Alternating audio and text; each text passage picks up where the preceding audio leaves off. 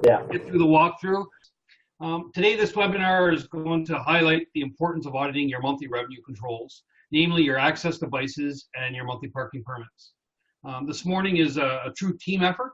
It's being presented by the individuals that Chad mentioned, and I just want to do a quick introduction. So Barb is our Director of Customer Service and Shared Services. Joseph is our Senior Operations Manager out of Chicago. Bert Treller is our General Manager in Winnipeg. Richard is the Regional Loss Prevention Manager in Western Canada. And myself, of course, I'm the Director of Loss Prevention.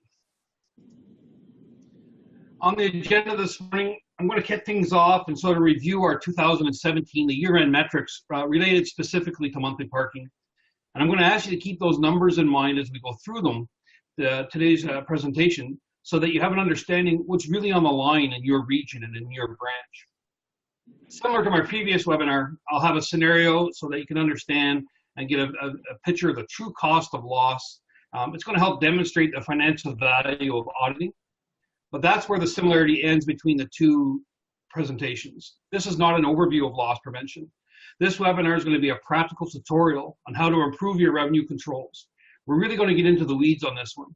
You know, we'll start with Barb, who will jump in and speak to some device management resources that can make your life easier. And then rather than have me continue to go on and explain the theory and importance of revenue controls, we're going to have Bert and Joe explain what they've done in their branches in regards to these revenue controls, that not only, to say they succeeded would be an understatement, they have the best results in the company in these areas. So I just want them to talk what works for them. After that, Richard's then going to take us on a walkthrough on how you actually perform the monthly parking permit audit and the access device audit. Naturally, this webinar is being recorded, and there's supporting documents, these walkthroughs, that'll be made available to anyone for reference or review later. Some of you may recall in our departmental overview, I introduced our non-compliance metrics. And I just want to remind you, the metrics are a summary of your audit results. The data is transformed so that we can inspect it and work to discover useful information that in turn helps you to suggest conclusions which support decision-making in the overall goal to prevent loss. These analytics also tell us if the efforts we're making are working. Are we filling the gaps? So here's the 2017 metrics for the 3 audits that we use to review the revenue controls within our monthly parking area of our business. So I'm going to explain these, quickly explain them. The objective of the monthly parking permit audit over here is to ensure that all permits observed on our facility are active on the billing list. The non-compliance rate that we got over here, these non-compliance rates, they're reached by taking the number of permits with issues divided by the total number of permits we audited. So in this case, as a company, we're sitting at a 4.3% non-compliance rate. So when it comes to monthly parking, that's 4.3% of permits that we have that are on the lot and not paying to park. The purpose of the access card audit is to determine people who are parking with an access card and that they are indeed paying. We arrive at the non-compliance rate in a similar formula as the previous one. We divide the total number of cards with issues by the total number of access cards we actually audited. Here we see that it's just a little over 8% of the active card list that are not on the billing list. Any of those could continue to enter our facility and park for free. The last audit here, well, it's strictly not a monthly parking audit. It is closely related. In many instances, you'll find you'll conduct the same audit, this at the same time you do a permit audit because you're on the lot anyway. The purpose of this audit is to ensure the number of reserve stalls at a facility match the number of actively billed. So then we divide the number of unbilled and signed stalls by the total number of reserve stalls audited. So here you see it's about, the non-compliance rate is 14.5% roughly. When that occurs, that often means that stall is dead, right? There's no opportunity to get revenue there because no one's going to park in that stall. And it doesn't, so can't generate any revenue for you. So what does that metric mean? Well, here's some data from an actual branch. I'm not going to identify the branch, but by knowing the total number of access cards issued and the total number of permits issued, plus their non-compliance rates, and the average monthly parking rate for that branch, we can then determine the total potential loss that branch is facing. Now, while an argument can be made that the active but not billed, while an argument can be made that in the case of access cards, not every card found to be active but not billed means they're indeed still parking. But the fact is they could be. In the case of permits, however, that is exactly what we're saying. That loss is known, as the non-compliance is based on actual permits found to be on the lot that are not on the billing list. So while I'm showing you just one branch's exposure here, the reality is it's not much different in any of the branches within our company. Now that we have an understanding of where we're coming as a company when it comes to our revenue controls and our compliance in the monthly parking business, I want to take some time with those real world figures I showed you and apply them in a common scenario so it's clear what the financial value of these audits can be for you. So for those of you lucky enough to have been on my last webinar, you may recall Marla, right? I went through a scenario where she had failed to conduct an access card audit, and we calculated what the total loss would be for one unauthorized parker for 1 month. This time, however, we're going to take the scenario and have it reflect the audit threshold within our policies.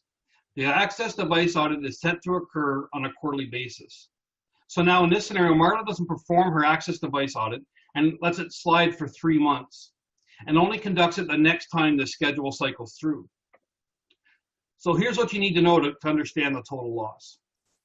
You need to know, well, her profit margin is 5% in this scenario. She has 250 monthly parkers.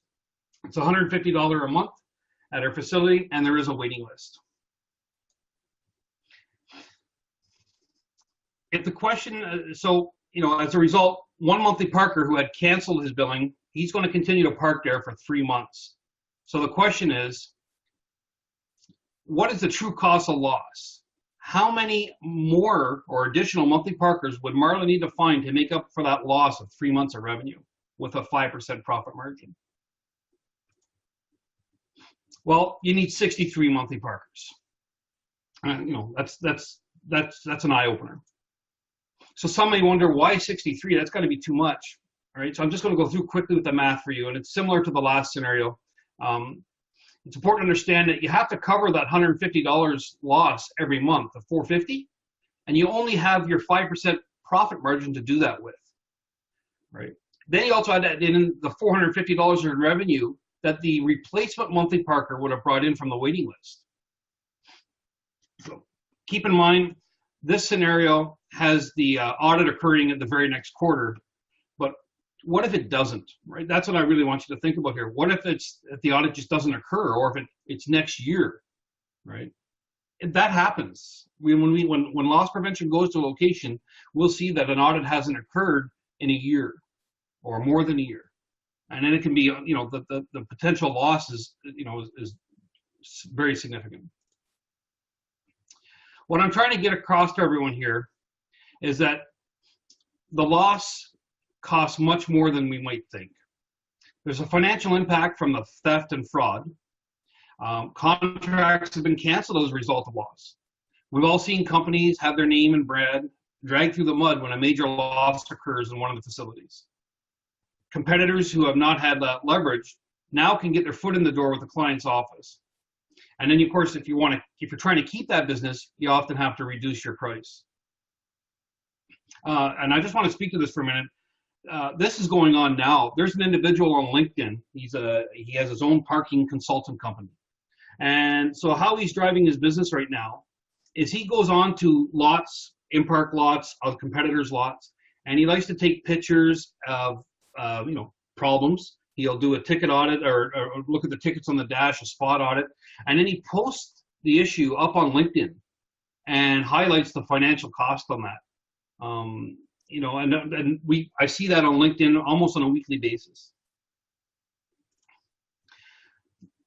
We work hard for you guys work hard to get your new business. We work hard to get that new business. We work hard to keep it. We're trying to serve our clients and our customers, but working hard isn't enough. We have to work smart. Loss prevention, our very core here, is about helping you keep what you already have worked so hard to get. These audits we conduct ensure that the revenue controls are in place, preventing loss and mitigating risk. So So I'm now going to turn things over to Barb, and Barb will spend a few minutes sharing some insider tips to help you manage your devices. Thanks, Lloyd, and good morning, everyone. So Lloyd described the negative financial impact of delayed device management and how Marla procrastinated because of competing priorities, and her perception that running reports and gathering data is really time-consuming. My goal today is to demonstrate just a couple of ways you can make the data mining process much faster, easier, and more efficient using Imparc systems you're already familiar with. So there are two specific events that require you to deactivate devices. One, when monthly parking accounts are canceled, and two, when accounts are in arrears and you need to temporarily suspend parking privileges to encourage payment of the outstanding balance. So let's start with the monthly parking report system, known as RCV2 or web reports. Richard is going to describe these reports in more detail later, but let's look at a way to automate your reports so you can save time and not be a Marla. Next slide. So specific to account cancellations, you need up-to-date reports from RCV2, which is our monthly parking reporting system. Nearly everyone on this call uses these reports, so for many Imparc folks, this is likely a familiar screenshot. What you may not be familiar with is that you can automate your reports and have them sent directly to your email. So in RCV2, automation functionality is called subscriptions, and you can see Lloyd's mouse moving on the screen there. This is one of our most valuable, yet underutilized tools. By setting up a subscription, you can get your reports by email on the recurring schedule you need and in the file format that's most convenient for you. So for example, you can get your report pre-formatted in Excel, delivered to your email inbox at 2 a.m. on the 7th of every month, automatically, and you never have to manually run that report again. It's going to simply arrive in your inbox automatically on an ongoing basis, unless you change or cancel your settings. Setting up the subscription is really easy. It's just a quick two-step process. You simply launch your regular report window, as you see in the top screenshot, and click that button called New Subscription. Fill in the fields I've highlighted in yellow on the second screenshot and just save. It will take you less than 5 minutes, and you only need to do it one time. If you need help with your subscriptions, just call our branch support hotline, and one of my awesome team members is going to be happy to help you. Next slide. So the other time you need to suspend parking or turn off devices is when your monthly parking customer is in arrears and you want to stop them from parking until they pay up. So while RCV2 reports are ideal for your black and white situations like cancellations, there's a lot of nuance when an account is in arrears. In these situations, you'll rely on the arrears database on SharePoint. My shared services AR team keeps this database up to date with their notes on our collection efforts on your aging AR. When customers fail to pay over a period of time, the team lists them for potential deactivation. In this screenshot, for example, you can see 4 Chicago accounts. I've blurred them for privacy reasons, but they're listed under deactivation in the yellow highlight.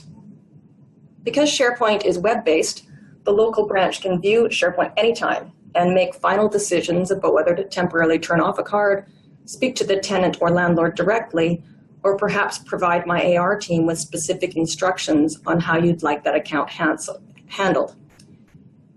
In the end, the decision to deactivate is yours at the local level. However, if you deactivate a card, remember to update this SharePoint so our AR team and the contact center CSRs know where the account stands if someone contacts us. If you'd like more information on this arrears database or the AR process in general, reach out to me or to our supervisor in AR, Michelle Hayes. Next slide. So I hope that the information on report subscriptions and the arrears database will be valuable and helpful resources to make your job easier and help you not be a Marla. Of course, my team's always here to help, and we have the branch support hotline. They're experts on the monthly parking system, and our AR supervisor, Michelle Hayes, is absolutely your best ally in helping you collect that outstanding AR. With that, back to you, Lloyd. Thanks. Thank you. That was helpful, Barb. Thanks a lot. Now I'm going to share with you guys some best practices And instead of, again, hearing me go on about what should be done and the theory of that, I reached out to two subject matter experts in the field to share what they do at their branch. Both of these branches have had exceptional audit results. Joseph in Chicago, his branch has had more than 7 months of access card audits take place, with every audit getting a perfect score. And Bert in Winnipeg, he started a program in 2017, and when he started, he had a challenging non-compliance problem in regards to monthly parking permits. And he finished, when in November, we did 52 audits on that branch. Every one of them were perfect. So clearly that program is working for them. So I'm going to ask each of them to briefly explain their management process related to those specific audits. Joseph, I'll turn things over to you if you can start by a little introduction and explaining how you manage your access card audit process. Thank you, Lloyd. Good morning. My name is Joe Garcia. I'm a senior parking manager in Chicago, and I've been with InPark for going on 9 years in some fashion or another. Now, I'm still trying to figure out how I got this dubious honor to speak today. From what I understand, it was voluntary, but unfortunately, I was nominated without even getting a vote. Nevertheless, I'm here today to answer that burning question that's keeping a lot of us up at night. How do we conduct monthly access card audits and other measures we take to ensure the process goes as easily and quickly as possible? Now, as we know, audits is an extremely important factor in our business, and I'm not going to say that our way is the only way to do it, but I just wanted to give you a brief example of how we do it. For starters, company policy recommends that we perform these audits on quarterly. But our goal in Chicago is to perform them monthly for reasons that I've outlined on the slide. It truly does make the whole process go a lot faster, and it's way more manageable because there's a lot less discrepancies to deal with. We also recommend to our managers that they conduct them mid-month, because at that point you already have all your delinquents and new signups pretty much settled in. Now, as far as the procedure, when we're conducting the audits, we find the best practice is to assemble an active access card list from whoever your equipment provider may be onto a flash drive, and get a monthly parking customer report from the InPark's billing system. Transform both those lists in an Excel format, and then we'll place them side by side on an Excel sheet in numerical order from the smallest device number to the highest. And then we'll marry them together, you could say. And a lot of these lists contain a lot of access columns that you don't need, so you can delete those out. Basically what you're looking for is the name, the account number, and of course the device number. Then you just simply scroll down your list looking for device numbers that don't line up.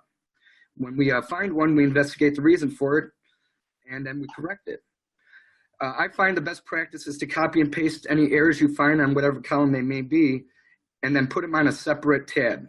Then you delete that error on your main sheet and shift the cells up to help line things back up. Now, there could be a number of reasons for these discrepancies. A customer might have lost their pass and was dealt a new one, and we never updated it in the system, the manager and your staff on site. We might have had a parker cancel, and we just never removed them from the system. Or it could just be one of our employees or a client that was issued a pass at free of charge, but they were never accounted for in our InPark system. Regardless, we are all human. We all make mistakes. The key for us is to catch these mistakes as soon as possible. And that's why I believe conducting these audits on a monthly basis is critical. Next slide, please, Lloyd. Now, time and control of your system. It's really key to having a successful audit, we feel. If you follow your target dates, it helps tremendously. Get that AR and cancellation report no later than the 7th of the month. Be sure you're locking out your delinquents. We got to remember, we're providing the client with the billed amount in advance, and our job is to chase any outstanding AR.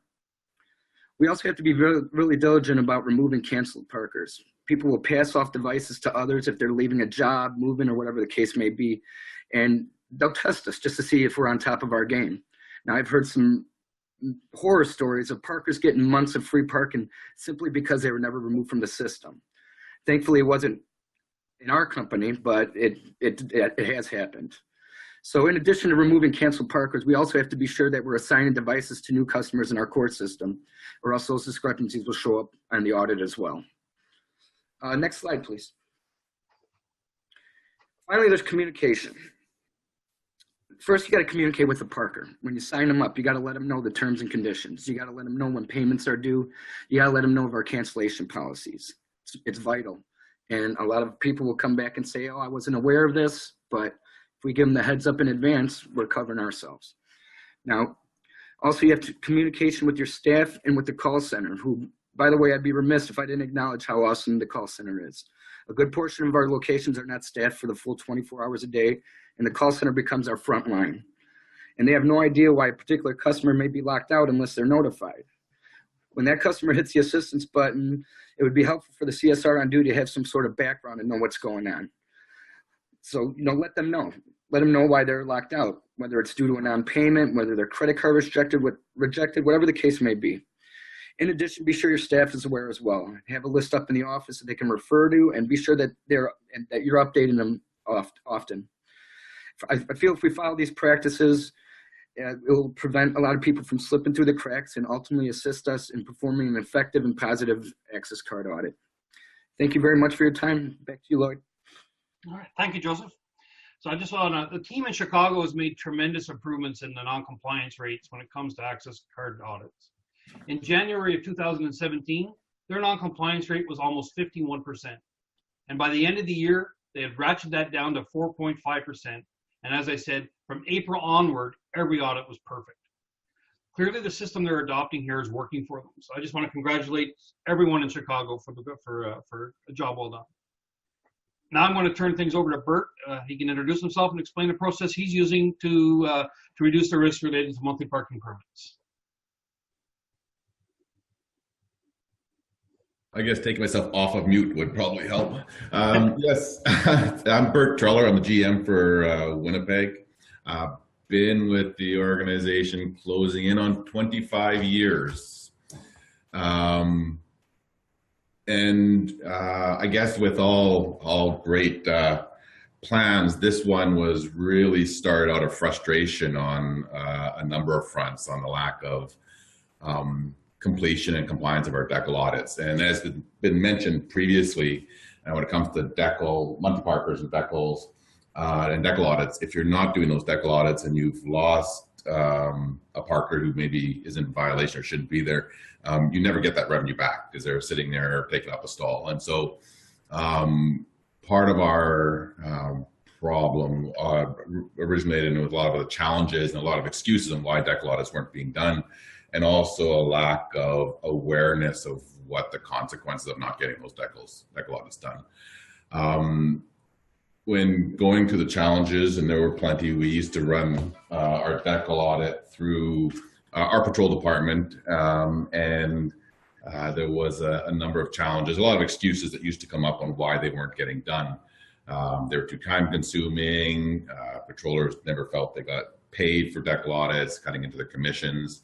It was impossible to get all of them done. It's not my responsibility. We also lacked anyone who was kind of dedicated to the cause and ensuring that the DECL audits were done. And I had nobody who really had ownership over the process. You can go to the next slide, Lloyd, if you want. So what we ended up doing in beginning of end of first quarter, second quarter of last year was trying to break down where our issues were, what some of the challenges were, and how real they were. And in order to do that, we had to break down the excuses and determine whether there was any validity to them, and whether we needed to reevaluate how certain things were being done. And in order to do that, we broke down the main excuses and tried to dispel the myth on how long it was taking to do them. The standard question, which was always, well, we need more resources, and who was ultimately taking ownership over those processes. It got to a point where we actually pulled the entire process from the patrol department because it was becoming a struggle to get the basics done. And what we ended up doing was we moved it off into our monthly department monthly department and converted one of our customer service reps into a half-time DECL audit a person to go through that process. But what it also allowed us to do is it gave us an opportunity to step back and try to dispel some of these myths. Then what we did was we broke down the lots based on how large they were, how many monthly parkers they had, and how what the stall counts were, and we basically broke down a schedule that we deemed would be reasonable to achieve. And when we broke down the schedule, what we realized was really here in Winnipeg anyways, the most DECL audits on any given day on a Monday to Friday work week on the busiest day would be about 5 DECL audits a day, take into account, you know, our average lots are probably 50 to 75 stalls. And so when you broke it down on a 4-week schedule, it really became apparent that a lot of the arguments of how time consuming it was and how much work was involved, et cetera, was really unfounded. The other thing that we did, which we caused problems, was getting out reports in a timely fashion and handing it out to our staff, because the other problem that we were faced with was a manager would send out a report. He would pass it down to the patrol department 2 or 3 days after the report was written. The patroller would go out 2 or 3 days after that. And by that time, the reports were becoming obsolete and not useful. So what we also did was we added in an administrator who was basically in charge of making sure that the reports were going out on a daily basis. They went into the department same day. The expectation was they came back next day, and if they weren't, that administrator then follows the process on where the reports are, what's the delay, and whether we have to reschedule certain lots and those sorts of things. And the administration of it actually was hugely beneficial, because it took all the responsibilities out of everybody and said, okay, this is what has to be done. And, you know, it was just the expectation that it was being followed. It also allowed us to make sure that all of our reports were online for easy access, distributed and sent out to the various managers or departments that needed to resolve any issues that were found.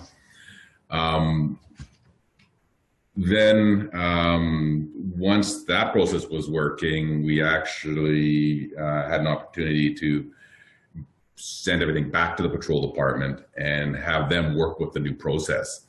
And what we did find through the process was that some of the concerns that were brought to the patrol department actually were valid. There were a number of our sites that converted from full automation to pay by plate in parkades, which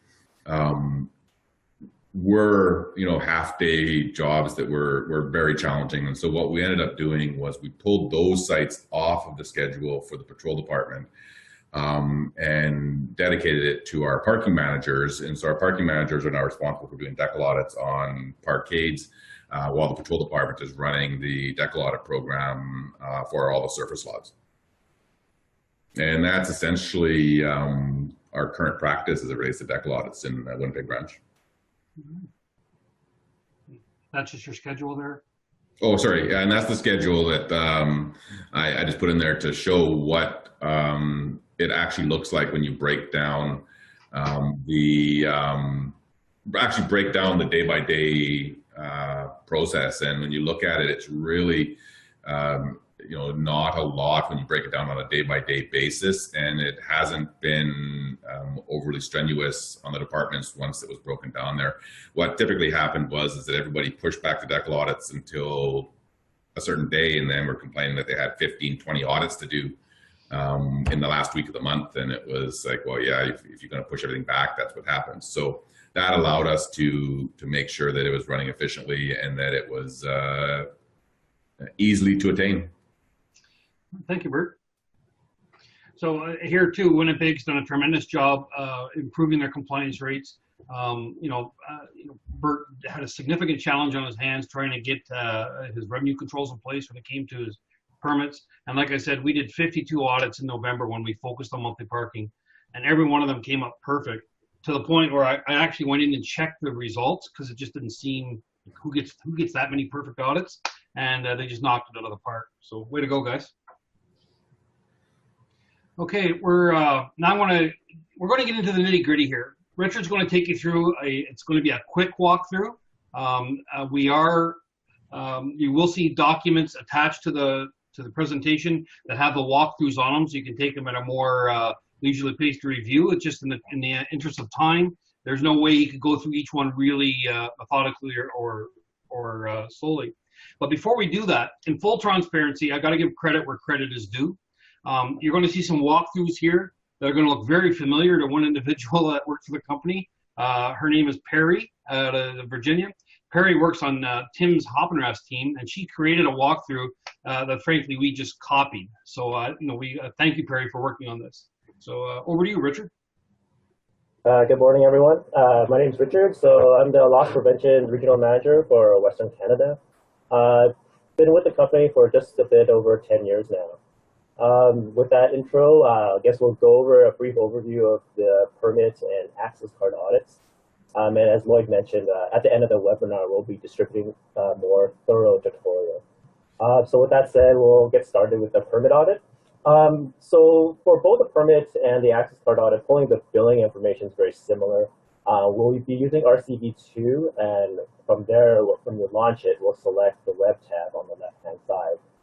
From there, under the options, we'll be selecting the monthly parking system. And under that, we'll be choosing the MPS operations reports.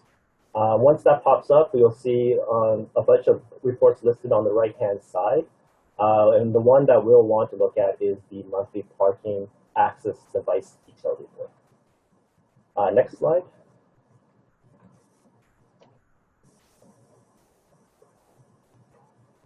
Okay, what you'll see here now is what we want to do is you want to make sure you select the information that pertains to the location that you're auditing.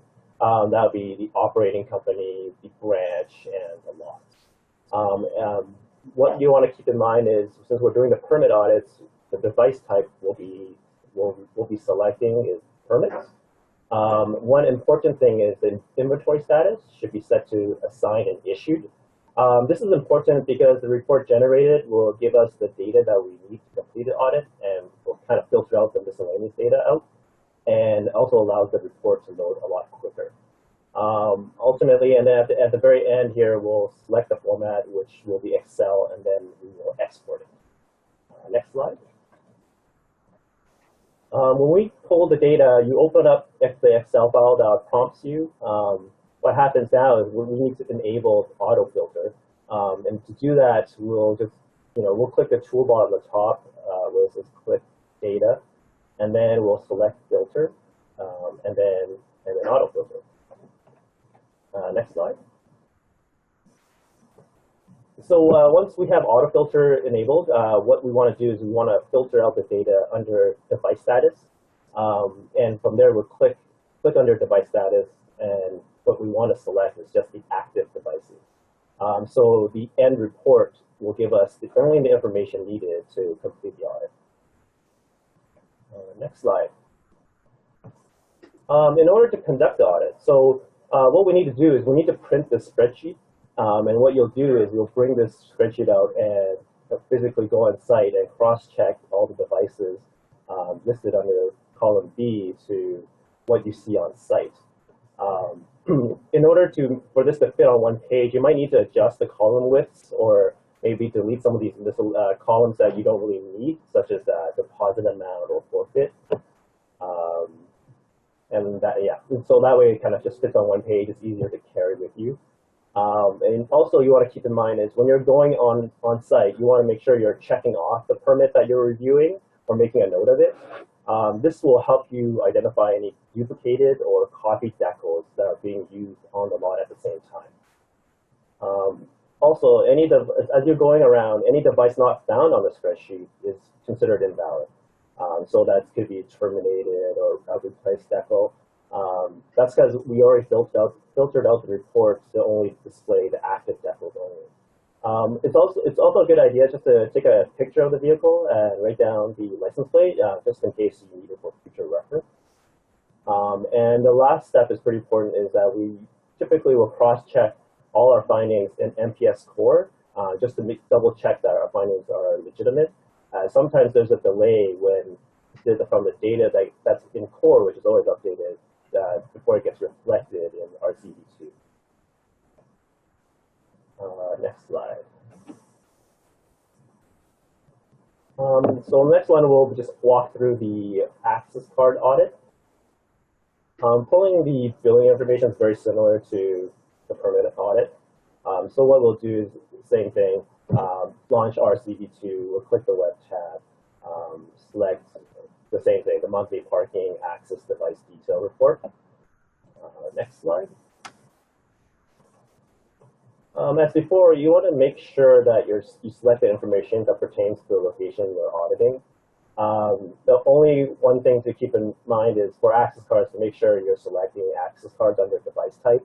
Otherwise, the steps are exactly the same as the permit audit. Next slide. As before, we want to enable autofilter. So it's the same as before. We'll click the top data and then autofilter.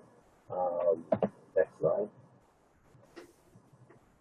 And as before, what we'll do is, again, go under device status, select only the active devices, and then this will give us the information that we need to complete the audit. So the next step is going to be a little bit different from the permit audits. The next slide. Okay, we're on this slide. Sorry.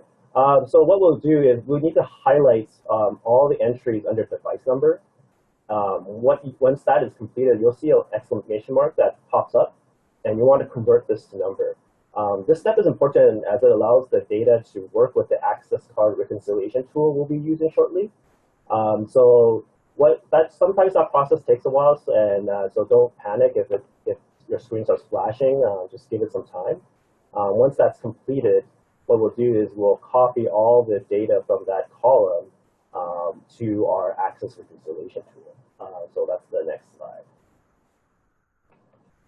Once you load up the access card reconciliation tool, what you'll do is under the input data tab, you'll copy the information you just copied from RCV2 under column A, which is the billing. Next, we'll copy the data from the access system, which you pulled from could be from Imano or Federal, from your access card system. We'll copy that under column C. Something to keep in mind is occasionally you'll need to manipulate the data from the access system, such as prior to converting that data to numbers, or at certain times there's extra numbers tacked on to the actual device number. So you'll need to be aware of that so that the data will reconcile properly. Next slide. So interpreting the results. If you don't see any red or blue numbers under the column B or D, then congratulations, there are no findings and you're doing a great job managing your location. Column B in red, if you see any numbers listed there, those are the devices that are in billing but not on the access system. So typically this would be a parker that is no longer parking and the billing system hasn't been updated yet. Or it could be a new parker that just registered but hasn't received their device. And then the findings in column D in blue, these are the devices that are active on the system but not found in billing. So this is a potential red flag, as this person could be parking for free potentially. Next slide. So any actions to remediate the findings should be listed under column H, action to reconcile. And that's pretty much it for the access card audit. So as I said, a more in-depth guide and this reconciliation tool will be distributed after the webinar. As well, if anyone needs more help or questions, please feel free to reach out to myself or any of the loss prevention regional managers. Thank you, Richard. So I'm going to quickly just draw a conclusion here or take things down because we don't have a lot of time left. So we went through today and we demonstrated that there is financial value in auditing your monthly parking business. We shared some tips on how to make the reports you need. Leaders in the field shared what works for them. And then you were given a walkthrough on how to audit your monthly parking devices. And as Richard said, we're here to provide any hands-on tutorials for you and your supervisors on these audits and many others. So that takes us to the end of that. And I guess if there's, we got a few minutes if there's any questions.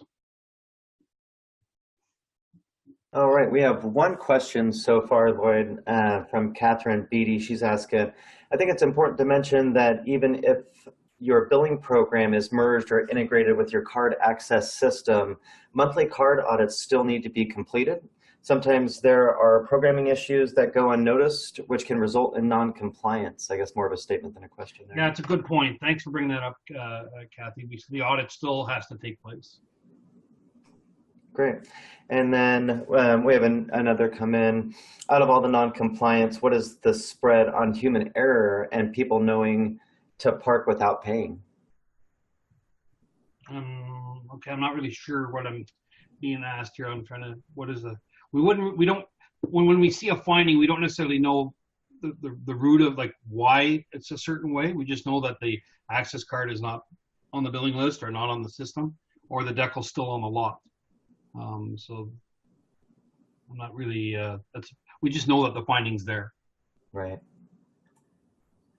And that's it for our questions. Well, hey, Lloyd and team, this is Ty. I've got a first, great job by the team. I love the collaboration, everybody putting a group effort into this topic. Think it's great to look at how we can kind of refine and manage the business for financial results. And to my question on that is, have you guys looked at any correlation between the compliance rates, you know, for the two particular cities that you viewed, Chicago and Winnipeg? Is there a correlation between the compliance rates dropping and the financial performance of those branch? Have we seen where we found that, you know, by turning off the devices, getting in compliance, going from a 51% down to a 4%, what kind of impact that had on the P&L? That's a good point. I haven't done that, but that's something I will do. Yeah, I think, you know, your stats start out which caught my attention was, you know, if you're off compliance a little bit and, you know, you continue to run off course over time, you know, you miss a monthly audit, you miss a quarterly audit. Next thing you know, you could have hundreds of parkers, and when they find out that, hey, my pass has never been turned off or deactivated, then there's going to obviously be some slippage and some abuse. That's just, you know, how things work, right? So, but we need to be responsible to get in there. So I would like to see maybe a benchmarking report. You know, where is everybody today, you know, or year to date coming off of a closed year of 2017? I know your final report came out, so great job there as well. But then look at where we have opportunity for improvement and try to drive the correct behavior. So once again, great job. Look forward to more Thursday sessions. Thank you. All right. Thank you, everyone. All right. Great job. Thank you.